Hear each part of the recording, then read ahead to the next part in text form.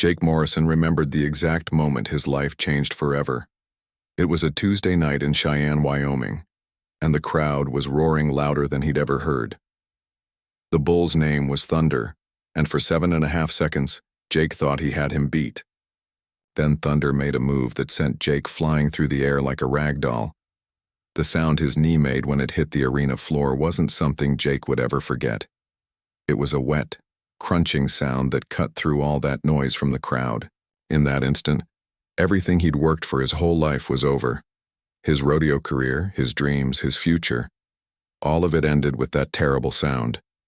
Jake had been riding bulls since he was 15 years old. By the time he was 25, he was making good money on the circuit.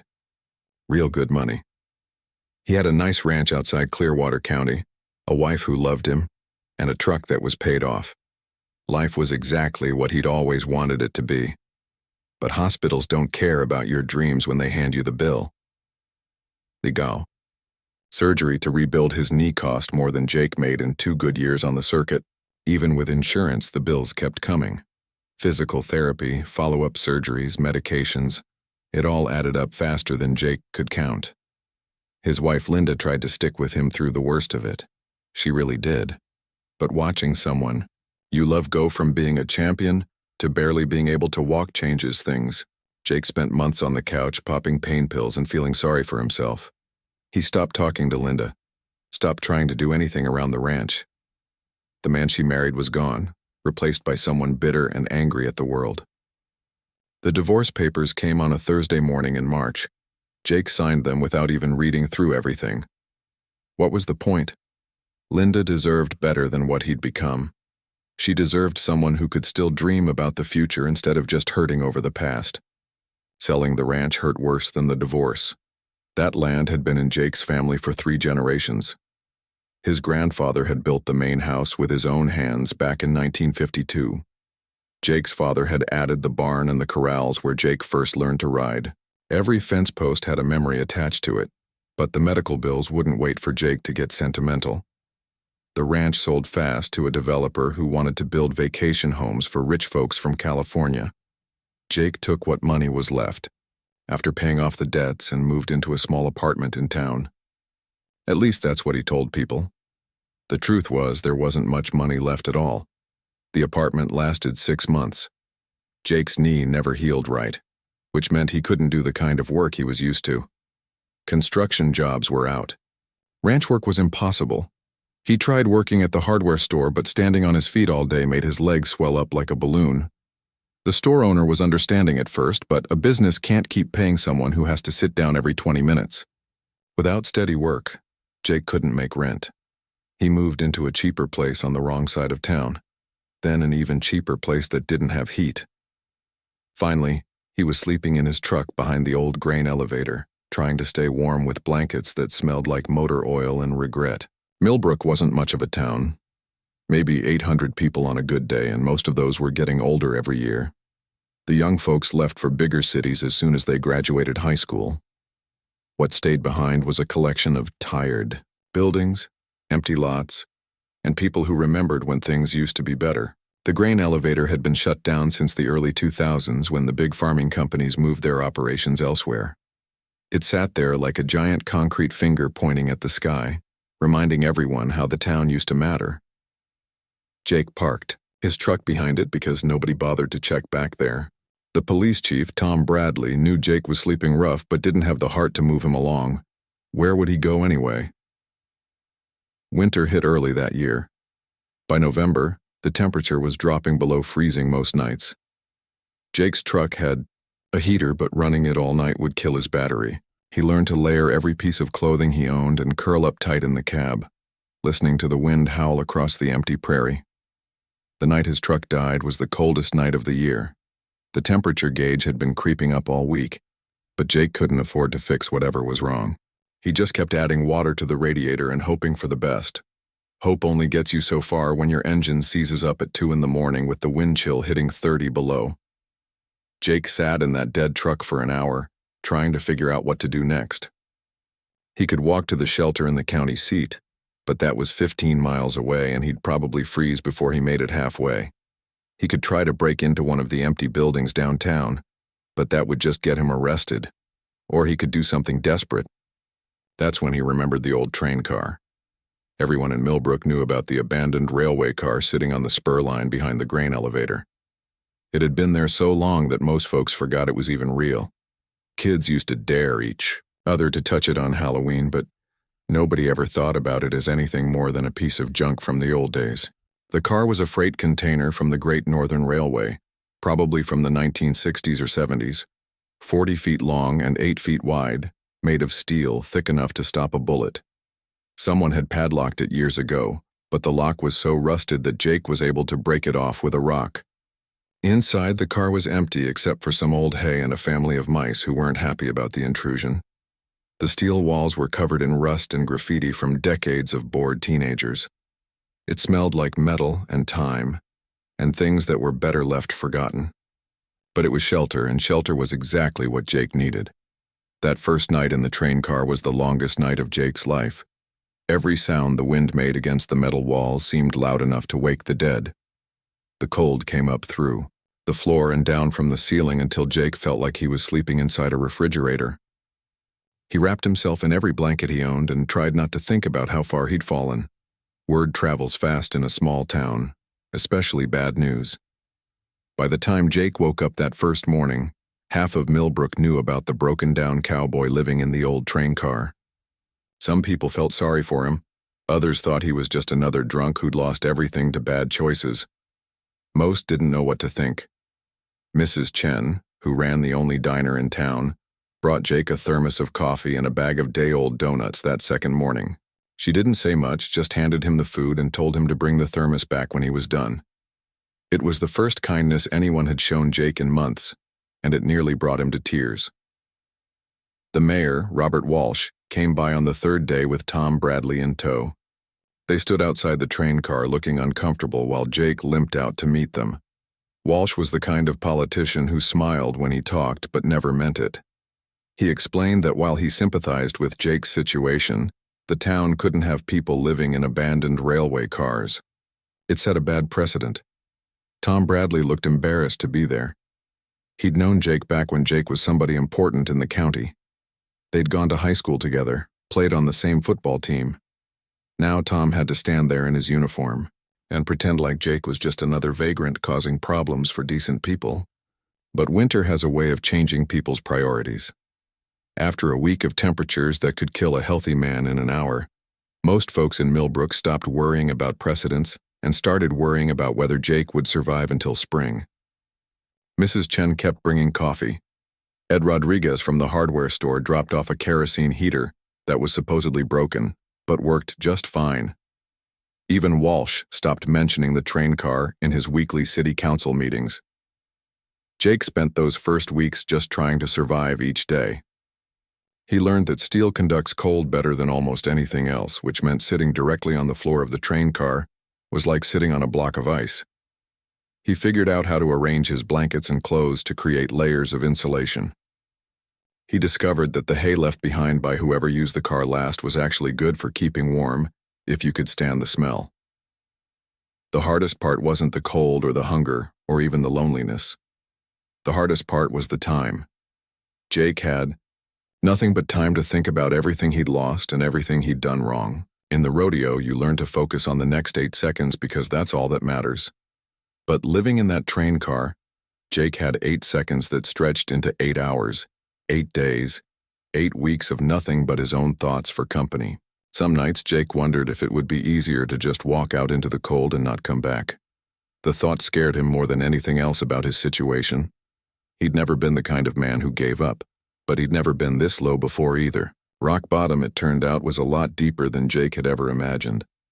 But something strange happened as the weeks turned into months. Jake started to notice things he'd never paid attention to before, like how the sunrise looked different when you saw it through the door of a train car than it did from the window of a house, or how quiet the world got when snow fell heavy enough to muffle every sound for miles around, or how much you could appreciate a cup of hot coffee when it might be the only warm thing you got all day. By February, when the first warm day of March arrived, Jake Morrison stepped outside his train car home and really looked at it for the first time. After months of just trying to survive, he could finally see what he was working with. The old Great Northern railway car was beat up and rusty, but it was solid. 40 feet long, 8 feet wide, and built to last forever. It wasn't much, but it was his. The warm weather brought something Jake hadn't felt in months. Hope. Not the desperate kind of hope that gets you through another frozen night, but real hope. The kind that makes you want to build something instead of just hiding from the world. Jake had always been good with his hands. Growing up on a ranch teaches you to fix things yourself, because calling a repairman costs money you don't have. His first project was dealing with the rust. The outside of the train car looked like it had been through a war, which wasn't far from the truth. 40 years of prairie weather had turned parts of the steel walls into something that looked more like orange powder than metal. But Jake discovered that most of the rust was just surface damage. Underneath, the car was still strong. He started, scraping rust with an old putty knife he'd found in his truck's toolbox. It was slow work, but Jake had nothing but time. Hour after hour, he scraped and cleaned, working his way around the entire car. People driving past would slow down to stare at the crazy cowboy attacking a train car with hand tools. But Jake didn't care what they thought anymore. Ed Rodriguez noticed what Jake was doing when he drove past on his way to open the hardware store. Ed was third-generation Mexican-American, and his family had been in Millbrook since before it was officially a town. His grandfather had worked on the railroad back when trains still stopped in Millbrook regularly. Ed understood the value of taking care of things instead of throwing them away. That afternoon, Ed showed up at the train car with a wire brush and a can of rust remover. He didn't say much, just handed Jake the supplies and told him the brush worked better than a putty knife for the stubborn spots. It was the first time in months that someone had helped Jake with something instead of just giving him charity. Working together, they got the worst of the rust cleaned off in a week. Ed started stopping by after work, not because Jake needed supervision, but because he was curious about what Jake was planning. Most people would have given up and moved on by now, but Jake kept working like he was building something permanent. The next problem was ventilation. Living in a sealed metal box had nearly killed Jake during the winter, but now that spring was coming, he realized it might cook him alive in the summer. Prairie summers could hit over 100 degrees, and a steel container in direct sunlight would be like living inside an oven. Jake needed windows, but buying new ones was out of the question. That's when Ed mentioned the pile of old storm doors behind his store. People had been bringing them in for years, thinking Ed might want to buy them for parts. Most were damaged or outdated, but a few still had good glass and decent frames. With Ed's permission, Jake sorted through the pile until he found 2 doors that would work. They weren't pretty. One was painted bright blue and the other was bare aluminum, but they had solid glass and frames that weren't completely warped. More importantly, they were free. Cutting holes in the side of a train car isn't something you do with a pocket knife. Jake needed power tools, which he couldn't afford. But word was getting around town about what he was doing, and people started offering help in unexpected ways. Bill Thompson, who ran the body shop on Main Street, offered to cut the holes with his plasma cutter in exchange for Jake helping him move some heavy equipment. The first window went in crooked. Jake had measured twice and cut once, but somehow the hole ended up 3 inches higher on one side than the other. For about 10 minutes, he stood there staring at his mistake and feeling like the world's biggest fool. Then he remembered something his grandfather used to say: "Perfect is the enemy of good enough." The window let in light and air, which was what mattered.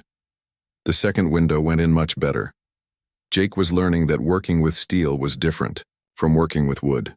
Steel didn't forgive mistakes, but it also didn't rot or warp or get eaten by termites. Once you got it right, it stayed right forever. With windows installed, Jake could finally see what he was doing inside the train car. The space was long and narrow, like a hallway with no doors. But it was his hallway, and he started seeing possibilities instead of problems. The far end would be perfect for a sleeping area. The middle could be his living space. The end near the door could be a kitchen and workshop. The first piece of furniture Jake built was a bed frame. Sleeping on the floor of a train car gets old fast, especially when your knee already hurts from an old injury. He built the frame from 2x4s that Ed let him have in exchange for sweeping out the hardware store. The design was simple: 4 legs, 4 rails, and a piece of plywood for the mattress. But it was solid and level, and it felt like the first real improvement he'd made to his living situation. People in town were starting to talk about Jake's project in a different way. Instead of whispering about the crazy cowboy living in a train car, they were curious about what he was building. Some folks drove by just to see what new thing he'd added. Kids on bicycles would stop and ask questions, which Jake answered patiently. While he worked, the transformation was happening to Jake too, not just his home. Months of feeling useless and forgotten were giving way to something better. Every problem he solved, every improvement he made, reminded him that he was still good at something. His hands still worked. His brain still worked. He just needed something worth working on. Installing a wood-burning stove was Jake's biggest challenge yet. He'd found the stove itself at a farm auction, an old cast-iron unit that had been in someone's basement for 20 years. It was heavy as a truck engine and about as pretty, but it was built to last, and it only cost him $30. Getting the stove into the train car required help from half the men in town. Ed brought his truck. Bill Thompson brought his dolly. Tom Bradley showed up after his shift with chains and ropes. Even Mayor Walsh stopped by, though he spent more time giving advice than actually helping. It took 6 men and 2 hours to get that stove positioned where Jake wanted it. The chimney was a puzzle that took Jake 3 weeks to solve. He needed the pipe to go through the roof of the train car without letting rain in. He also needed it to be stable enough that wind wouldn't knock it over. After studying the problem from every angle, Jake designed a system using a roof jack, metal flashing, and liberal amounts of high-temperature caulk. The first fire Jake lit in his new stove was a celebration. It was April by then, too warm to really need heat, but Jake wanted to make sure everything worked properly. The stove drew air perfectly, the chimney didn't leak, and for the first time since moving into the train car, Jake felt like he was living somewhere instead of just hiding somewhere. Mrs. Chen brought him a cake that night to celebrate. She'd been watching his progress from her diner across town, and she wanted Jake to know that people were proud of what he was accomplishing. The cake was chocolate with vanilla frosting, and it was the first birthday cake Jake had eaten since his divorce. It wasn't his birthday, but it felt like one anyway. By late spring, Jake's train car was starting to look like a real home. He'd built shelves along one wall using boards from shipping pallets that Ed couldn't use anymore. He'd installed hooks and hangers for his clothes. He'd even rigged up a basic electrical system using a car battery, an inverter, and some lights from the auto parts store. The bathroom situation took some creative thinking. Jake couldn't exactly run a sewer line to his train car, and he didn't have access to running water. But he'd learned about composting toilets from a magazine he'd found in the library. The design was simple: a wooden box with a toilet seat on top and a ventilation system to keep smells down. It wasn't fancy, but it worked, and it was a lot better than walking to the gas station every time nature called. For washing, Jake rigged up a camp shower system using a black plastic bag heated by the sun. It gave him about 5 minutes of warm water, which was enough for a quick shower if he was efficient about it. He also set up a wash basin for daily cleaning and shaving. Looking decent was important to Jake, even if he was living in a train car. Pride might not keep you warm, but it keeps you human. The biggest surprise was how much Jake enjoyed the work itself. Every day brought a new problem to solve or improvement to make. He was using his brain and his hands in ways he hadn't since before his accident. The rodeo had been about 8 seconds of explosive action followed by hours of waiting around. This was different. This was building something that would last. Word about Jake's transformation spread beyond Millbrook. The county extension agent, a woman named Patricia Williams, stopped by one afternoon to see what everyone was talking about. She'd heard that someone was living in an old train car and turning it into something special. What she found impressed her more than she'd expected. Patricia had seen plenty of people try to live off the grid over the years. Most of them had more money than sense and gave up after the first winter. But Jake was different. He wasn't playing at being self-sufficient. He was actually doing it. By the time his second spring in the train car arrived, Jake Morrison had turned his metal home into something that actually worked, but looking out his windows every morning at the weedy, trash-filled lot surrounding his home made him want to do something more. The land around the old railway spur had been forgotten for decades, and it looked like it. Broken bottles, rusted cans, and weeds taller than a man made the place look like the end of the world. Jake had grown up on a ranch, which meant he'd spent his childhood learning about soil, seasons, and growing things. His grandmother had kept a vegetable garden that fed the family all summer and provided canned goods for winter. She'd taught Jake how to read the soil, when to plant, and how to coax vegetables out of ground that didn't want to cooperate. It was knowledge he hadn't used in years, but it was still there in his hands and his memory. The idea started small. Jake just wanted to clean up the immediate area around his train car so it didn't look like such a dump. He spent a week picking up trash and pulling weeds, filling garbage bags with decades of accumulated junk. Old tires, beer bottles, pieces of metal siding that had blown off buildings years ago. It was amazing how much garbage could pile up in a place nobody cared about. Under all that trash, Jake discovered something interesting. The soil was actually pretty good. The railroad had brought in clean-filled dirt when they built the spur line, and years of decomposing weeds had added organic matter. It wasn't perfect farmland, but it had potential. More potential than Jake had seen in his own life. For a long time, he started with a small patch maybe 20 feet square. Jake used a mattock he'd borrowed from Ed Rodriguez to break up the compacted earth, then worked in some composted manure he'd gotten from a farmer outside town. The farmer, an old-timer named Henry Watson, was happy to let Jake haul away as much of the stuff as he wanted. Henry's cows produced more manure than he could use, and having someone take it away for free solved a problem. Jake's first crop was tomatoes, beans, and squash, the three sisters that Native Americans had grown together for centuries. His grandmother had taught him that these plants helped each other grow. The beans fixed nitrogen in the soil that the other plants could use.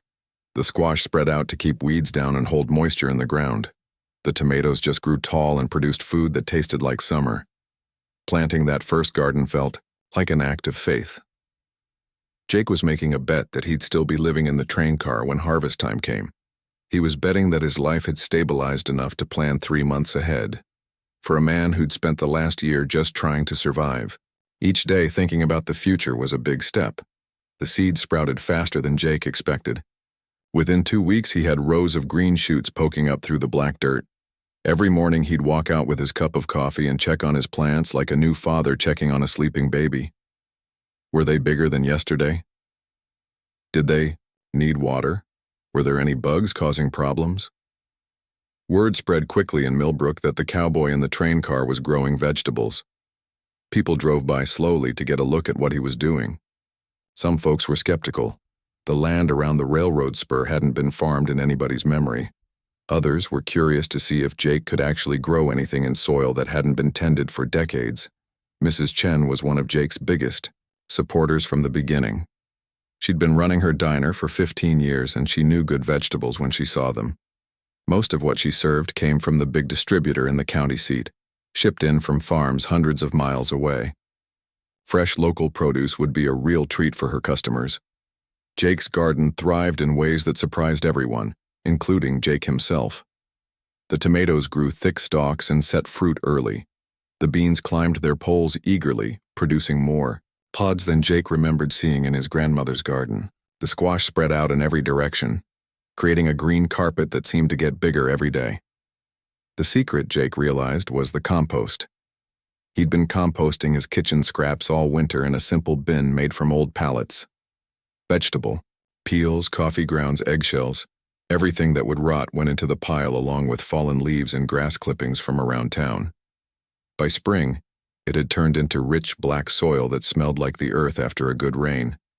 As his garden grew, so did Jake's confidence. He expanded the planted area week by week, adding new crops as space became available.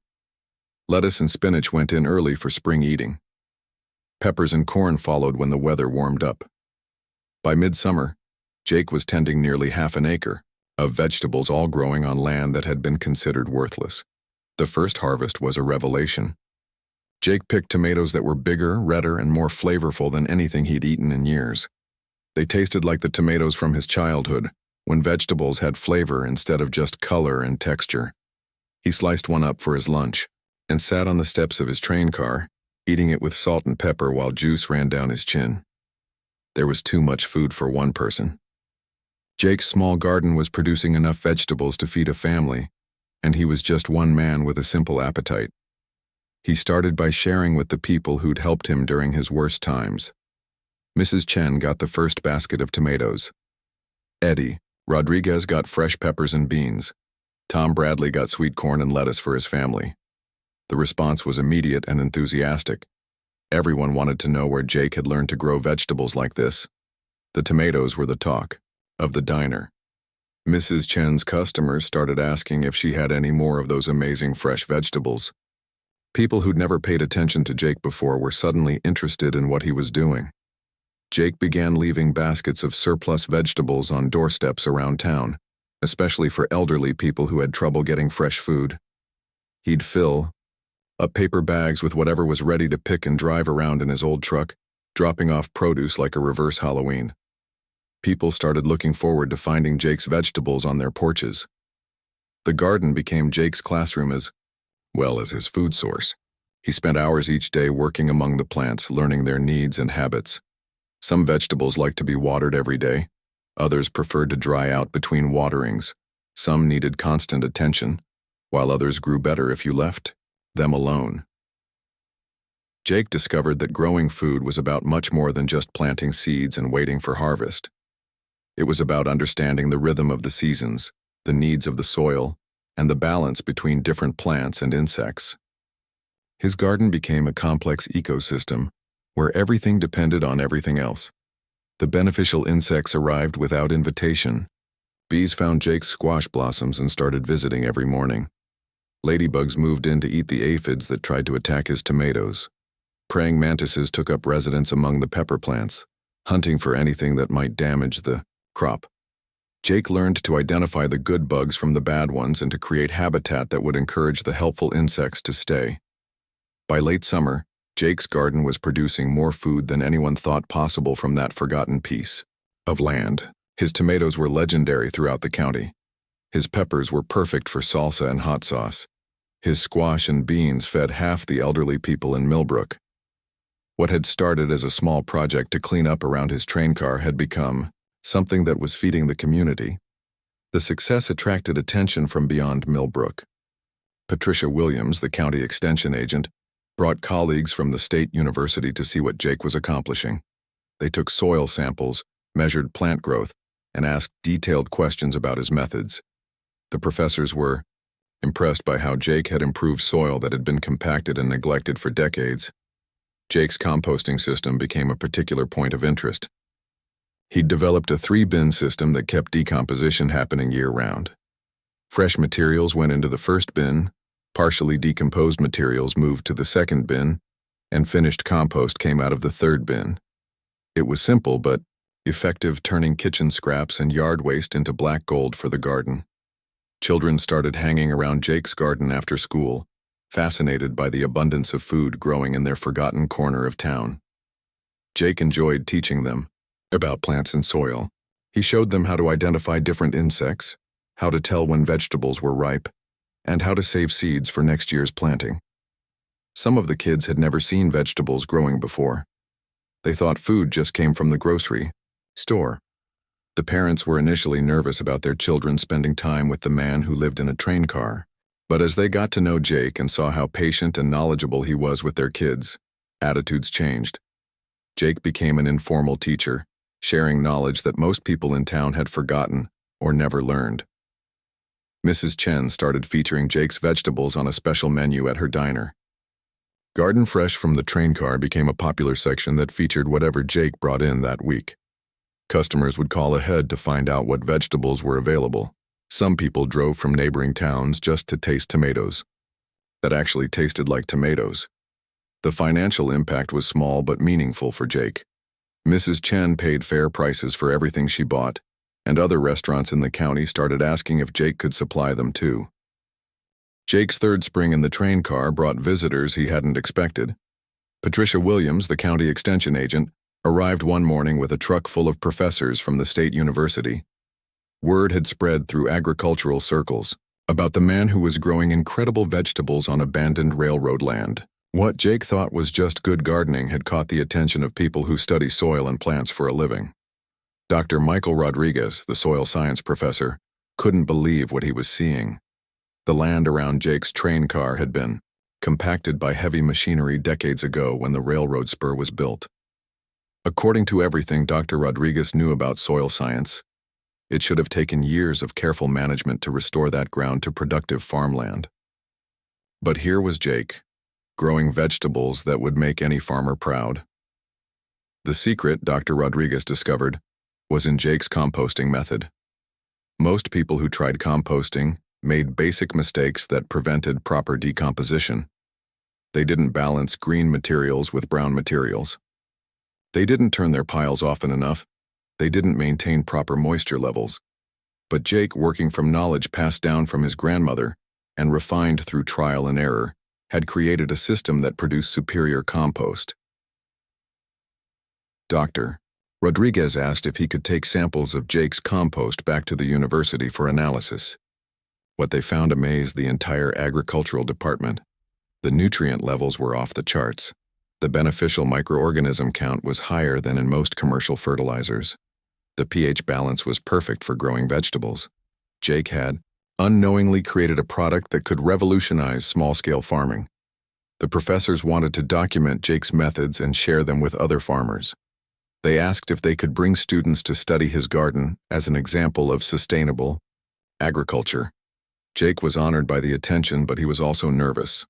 He'd never thought of himself as a teacher, and the idea of college students studying his work seemed almost impossible to believe. The first group of agriculture students arrived on a Tuesday morning in late April. 20 young people from the university, notebooks in hand, ready to learn about innovative farming techniques from the cowboy who lived in a train car.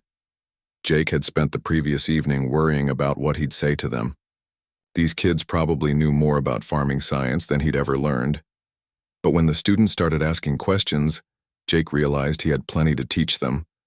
They knew the theory of composting from their textbooks, but they'd never seen a working system that processed hundreds of pounds of organic material every month. They understood crop rotation in principle, but they'd never watched someone manage soil nutrients through careful plant selection. They'd studied beneficial insects in the lab, but they'd never learned to identify them in a real garden. Jake found himself enjoying the teaching role. The students were eager to learn, and they asked good questions that made him think about why he did things certain ways. Some of his methods came from his grandmother's teachings. Others he'd developed through experimentation. A few were happy, accidents that had worked out better than planned. One student, a young woman named Jennifer Walsh, no relation to the mayor, was particularly interested in Jake's seed-saving techniques. She was writing her senior thesis on heritage varieties of vegetables, and Jake had been saving seeds from his best plants for 2 years.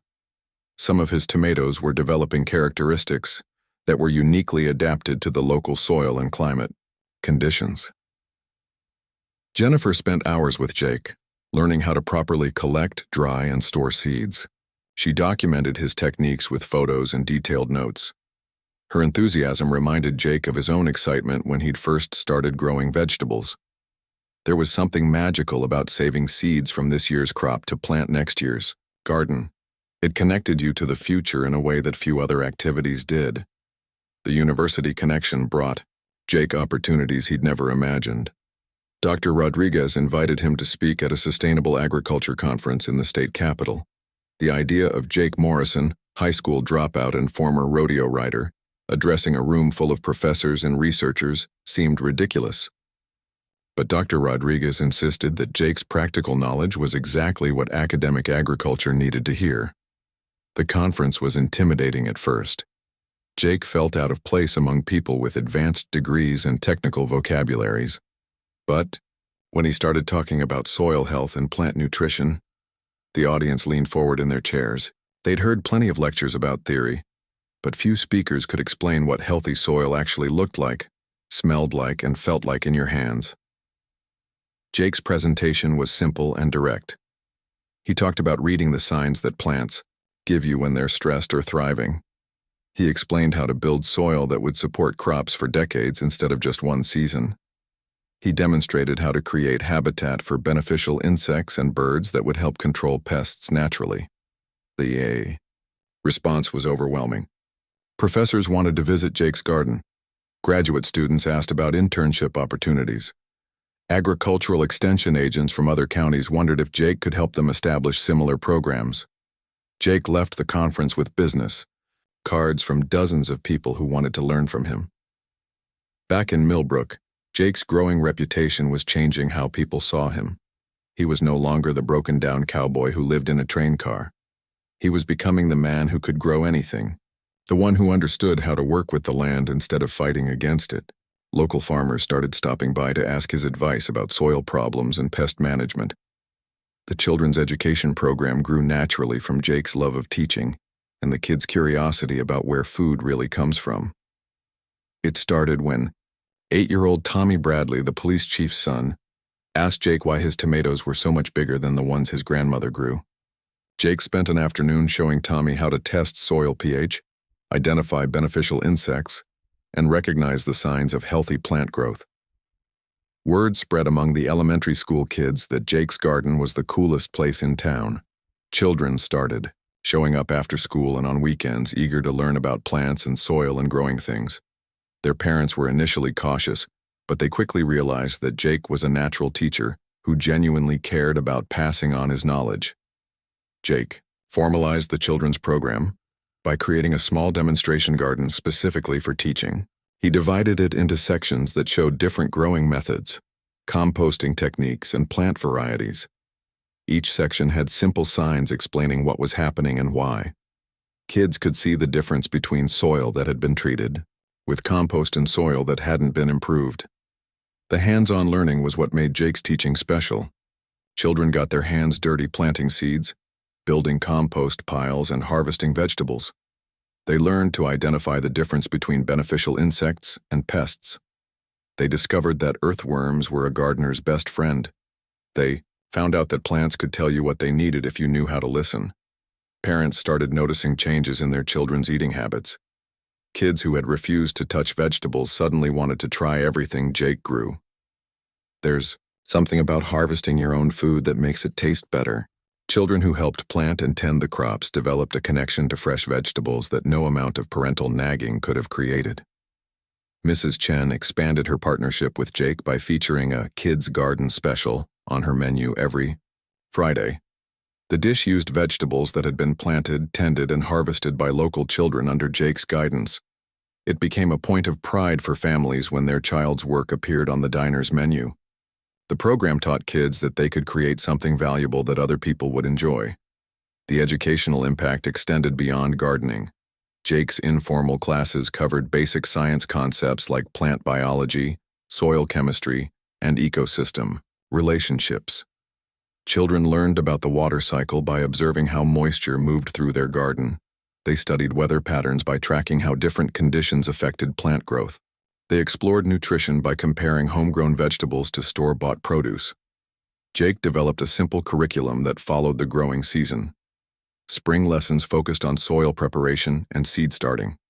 Summer classes covered plant care, pest management, and harvesting techniques. Fall sessions taught seed saving, composting, and garden cleanup. Winter workshops covered planning for next year and indoor growing methods. The program attracted attention from the school district. The superintendent, Carol Johnson, visited Jake's garden and was impressed by how engaged the children were with learning. She asked if Jake would consider developing a formal partnership with the elementary school. The district could provide transportation for field trips and materials for hands-on projects. Jake was hesitant about formal partnerships with government institutions. He'd grown comfortable with his informal approach to teaching, where kids showed up when they were interested and learned at their own pace. But Carol Johnson assured him that the district wanted to support what he was already doing, not change it into something bureaucratic and rigid.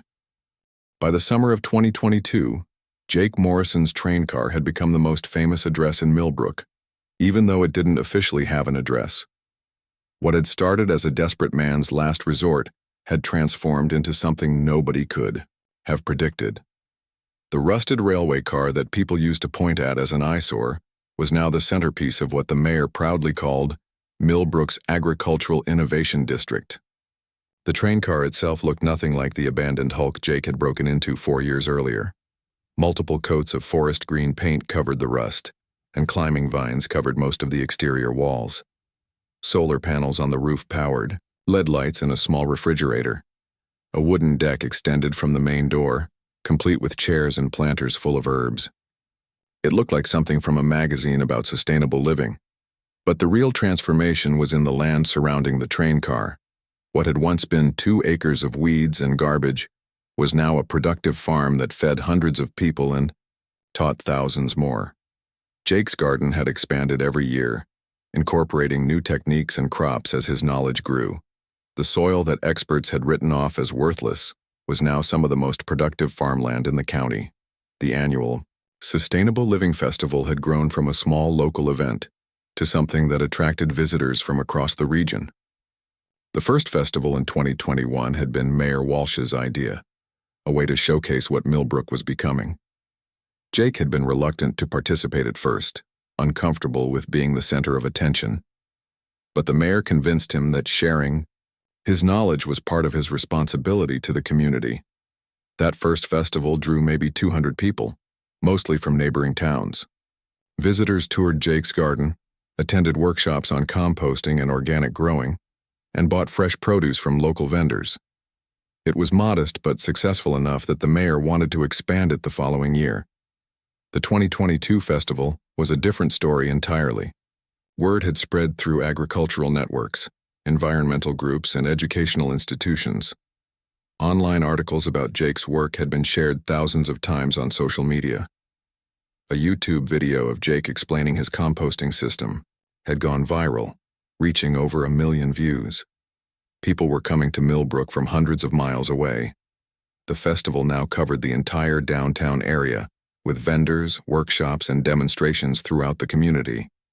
Jake's train car and garden anchored the event, but dozens of other exhibitors shared their own knowledge about sustainable living, renewable energy, and environmental conservation. The economic impact on Millbrook was enormous. Hotels in the county seat were booked solid, and local restaurants couldn't keep up with demand. Jake found himself uncomfortable with his celebrity status. He'd never wanted to be famous, just to grow his own food and maybe help a few neighbors. But he understood that his story had become bigger than just one man's redemption. It represented hope for rural communities that felt forgotten, proof that innovation could happen anywhere, and evidence that sometimes the best solutions came from the most unexpected places. The documentary crew arrived in early spring, just as Jake was preparing his garden for another growing season. The filmmaker, Rebecca Martinez, had heard about Jake's story through the Agricultural Extension Network. She was working on a project about innovative farming techniques and wanted to include Jake's methods in her film. What Rebecca discovered was a story much more compelling than she'd expected. This wasn't just about farming techniques. It was about human resilience, community transformation, and the power of one person's determination to change not just their own life but the lives of everyone around them. She decided to focus her entire documentary on Jake and Millbrook. Rails to Renewal took 8 months to complete. Rebecca followed Jake through an entire growing season, documenting his daily routines, his teaching methods, and his interactions with the community. She interviewed people who remembered Jake from his rodeo days, tracked down his ex-wife Linda, and spoke with dozens of people whose lives had been touched by his work. The film premiered at the Denver Environmental Film Festival and won the Audience Choice Award. From there, it was selected for festivals in Portland, Austin, and eventually Sundance. Each screening brought more attention to Jake's story and to Millbrook. Environmental organizations started featuring the film at fundraising events. Agricultural colleges used it in their curricula. Community development groups screened it as an example of grassroots innovation. National media attention followed the film festival success. Jake found himself being interviewed by reporters from major newspapers and magazines. A crew from PBS came to film a segment for their agricultural program. The Discovery Channel wanted to include Jake's story in a series about American ingenuity. Every interview brought more visitors to Millbrook and more pressure on Jake to expand his operation. The non-profit organization started almost by accident.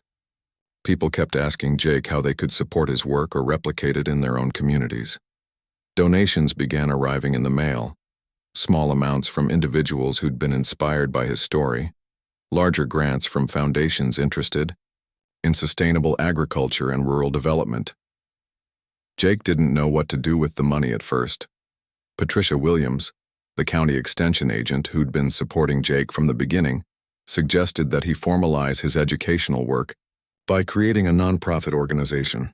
This would allow him to accept grants legally, provide tax benefits to donors, and create a structure for expanding his programs to other communities. Seeds of Second Chances was incorporated in the fall of 2022, with Jake as executive director, and a board of advisors that included Patricia, Dr. Rodriguez from the university, Mayor Walsh, and Mrs. Chen. The organization's mission was simple: to help communities establish food security programs using sustainable agricultural methods and to provide education about soil health, composting, and organic growing techniques. The first major grant came from a foundation that supported rural economic development, $50,000 to establish demonstration gardens in 3 neighboring communities and train local coordinators to manage them. Jake was amazed that people were willing to pay him to do what he'd been doing for free out of love for the work. The expansion program started carefully. Jake didn't want to promise more than he could deliver, and he knew that each community would have different needs and challenges. The first new site was in Riverside, a farming community about 30 miles from Millbrook that had been struggling with soil depletion and crop failures. Jake spent weeks in Riverside, working with local farmers to analyze their soil and develop improvement strategies. He taught them his composting methods and helped them establish demonstration plots using organic techniques. The results were dramatic. Crop yields increased by an average of 30% in the first year, and soil health improved measurably. The success in Riverside led to requests from communities across the region. Jake found himself traveling constantly, teaching workshops, consulting on soil problems, and helping establish new demonstration gardens. Each project was different, but the core principles remained the same: build healthy soil, work with natural systems instead of fighting them, and share knowledge freely with anyone willing to learn. The educational programs expanded beyond Jake's ability to handle personally. Seeds of Second Chances began training other instructors to teach the basic curricula Jake had developed. Master gardeners, agricultural extension agents, and experienced farmers learned Jake's methods and adapted them for their own communities. The children's education program became a model that schools across the state wanted to replicate. Jake worked with curriculum specialists to create lesson plans that teachers could use, even if they didn't have access to a demonstration garden. The program included classroom activities, hands-on projects, and field trip opportunities that connected students with local food systems. Corporate partnerships developed as businesses recognized the value of Jake's work. A major seed company provided free seeds for demonstration gardens. A composting equipment manufacturer donated bins and tools. Even some chemical companies, recognizing the shift toward organic methods, began supporting research into biological alternatives to synthetic fertilizers. The economic impact on Millbrook continued to grow. Property values had risen significantly as people moved to the area to be part of the sustainable living movement. New businesses opened to serve the influx of visitors and residents. The elementary school enrollment increased for the first time in 20 years as young families discovered the community. But perhaps the most important change was in how people saw themselves and their town. Millbrook had gone from a place young people escaped to a destination that attracted innovators and entrepreneurs. The community that had felt forgotten and left behind was now leading the way in sustainable development and rural innovation. Jake's personal transformation was equally dramatic. The man who'd hit rock bottom in a broken-down truck was now traveling the country as a respected expert in sustainable agriculture. Universities offered him honorary degrees. Environmental organizations gave him awards,